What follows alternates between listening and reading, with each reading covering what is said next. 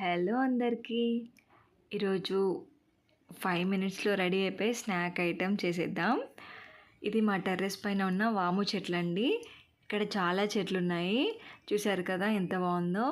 ఆకులు చూడండి ఎంత పెద్దవిగా ఉన్నాయి కదా. ఇప్పుడు మనం హెల్దీ అయిన వాము బజ్జీ వేసుకుందాం.